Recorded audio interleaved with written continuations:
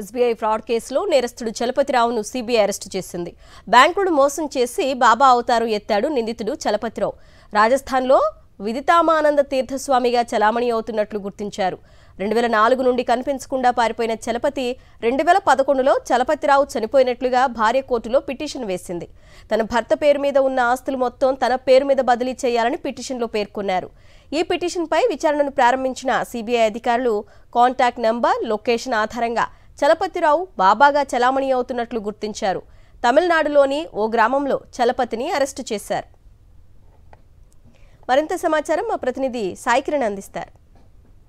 దాదాపు 22 ఏళ్లు సీబీఐకి చుక్కలు చూపించిన ఓ నేరస్తుడు ఎట్టకేలకు చిక్కాడు. ప్రస్తుతం మనం హైదరాబాద్లో ఉన్నటువంటి చందూలాల్ బరాదరి అనేటువంటి ఎస్బీఐ శాఖ వద్ద ఉన్నాం. ఇక్కడ ఈ శాఖలో దాదాపు 22 సంవత్సరాల కింద అంటే 2002లో ఇక్కడ నేరం జరిగింది. చందూలాల్ బరాదరి ఎస్బీఐ బ్రాంచ్లో కంప్యూటర్ ఆపరేటర్గా పనిచేసిన చలపతిరావు తన కుటుంబ సభ్యులు బంధువుల పేరుతో తప్పుడు ధృవపత్రాలు సృష్టించి దాదాపు 50 లక్షల రుణం తీసుకొని బ్యాంకును మోసగించాడు. దీనిపై బ్యాంకు ఉన్నతాధికారులు అప్పుడు సీబీఐకి ఫిర్యాదు చేయడంతో 2002లో కేసు నమోదైంది. 2004లో సీబీఐ ఛార్జ్షీట్ కూడా దాఖలు చేసింది. అయితే అప్పుడు చలపతిరావు అదృశ్యమయ్యాడు. అప్పుడే చలపతిరావు భార్య 2004లో కూడా కమటిపుర పోలీసులకు ఫిర్యాదు చేసింది. తన భర్త జాడ కనిపించడం లేదని. ఆ తర్వాత ఇక్కడ ఉన్నటువంటి స్థానిక అధికారులకు కూడా పిటిషన్ ఒకటి దాఖలు చేసింది. తన భర్త చనిపోయినట్టు ధృవీకరించాలని కూడా పిటిషన్ దాఖలు చేయడంతో అప్పుడు అధికారులు కూడా ఆ విధంగానే గుర్తించడం జరిగింది. అయితే ఆ తర్వాత సీబీఐ ఎట్టకేలకు అతని జాడ కనుక్కొని తమిళనాడులో ఉన్నట్టు కూడా తెలుసుకుంది. తమిళనాడులో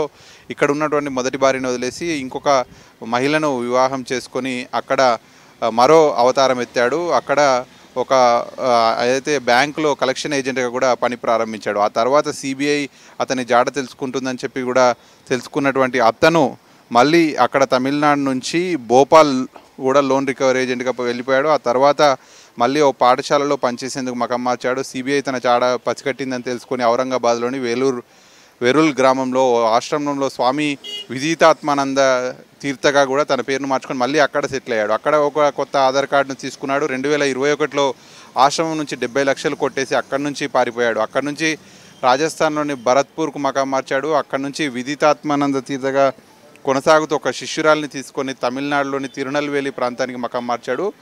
అక్కడ ప్రస్తుతం ఉంటున్నటువంటి అతన్ని పక్కా స్కెచ్తో సీబీఐ అధికారులు చలపతిరావును గుర్తించి అతన్ని అరెస్ట్ చేశాడు. దాదాపు 22 సంవత్సరాలు అతను స్టేట్ మారుస్తూ, మకా మారుస్తూ, ఆధార్ కార్డులు మారుస్తూ, అడ్రస్లు మారుస్తూ ఎన్ని మార్చినా కూడా సీబీఐ అధికారులు అంటే దాదాపు 2 దశాబ్దాలు వేట కొనసాగినా కూడా అతన్ని మాత్రం పట్టుకున్నారు. ఎందుకంటే గతంలో అంటే 2002లో ఈ బ్యాంకులో తప్పుడు ధృవపత్రాలు సృష్టించి 50 లక్షలు కొట్టడమే కాకుండా వివిధ ప్లేసెస్లలో కూడా ఇటువంటి మోసాలకు పాల్పడుతున్నాడని ఎప్పటికప్పుడు గుర్తిస్తూ సీబీఐ అతన్ని మాత్రం ఎట్టకేలకు అరెస్ట్ చేసింది. వీడియో జర్నలిస్ట్ నారాయణ రెడ్డితో కలిసి సాక్షి న్యూస్, హైదరాబాద్.